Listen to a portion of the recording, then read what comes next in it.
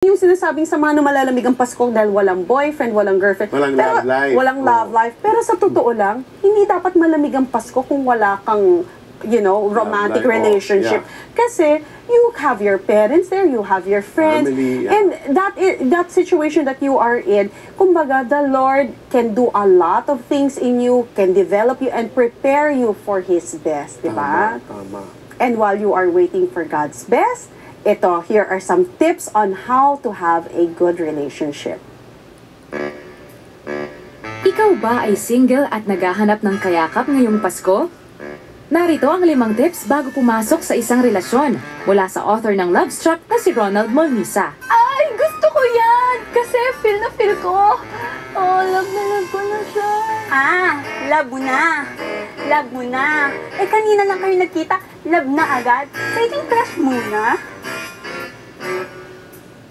Ang una kong tip para sa mga lovers is this. Take your time. Pag sinabi kong take your time, huwag kayong mabilis may love. Sabi nga ni King Solomon, no? Everything is made perfect in God's time. So know the season of your life. Sa mga kabataan, ang season ng buhay ninyo mag-aral, na kapag kayo pumasok sa relasyon, yung motibasyon ng puso mo, papunta doon sa kasalan. Hindi yung papasok ka sa relasyon dahil lang gusto mong ma-meet yung mga immediate needs. Pero kasi ang bait-bait niya.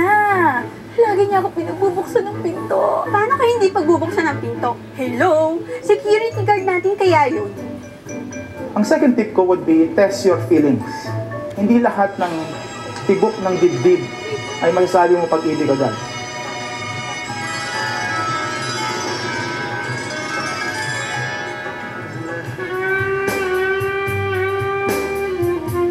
Isa pa doon, huwag kang maging asumero at asumera. Kasi madalas, kung mo pinapakitaan ka ng maganda, bigla ka na in love. So, iwasan natin yun, no? Sis, feeling ko, siya nang gagamot sa puso kong sugatan dahil kay Brando. Sino ba nakipag-iwalay kay Brando? ako. My third tip is this. Pagdating sa pag-ibig, it's all about total commitment. Marami kasi pumapasok sa relasyon, nasasaktan. Marami pumapasok sa relasyon, hindi nagtatagal yung pagsasama. Bakit? Kasi hindi nila inisip na ang tunay na pag-ibig ay isang desisyon. Sis, hindi naman talaga ako seryoso. Inspirasyon lang ba? What? My fourth tip is this, that you train yourself to be responsible. Kaya tayo pumapasok sa boyfriend-girlfriend relationship kasi gusto natin mag-asawa. Kapag hindi iyon ang intensyon ng pakikipagrelasyon mo, dapat game over na. Bakit? Kasi maaring saktan niya yung bawat isa.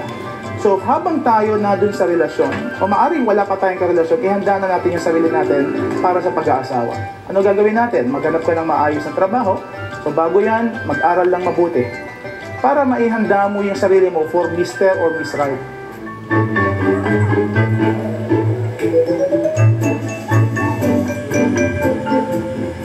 Sabi ko sa'yo Ikaw kasi.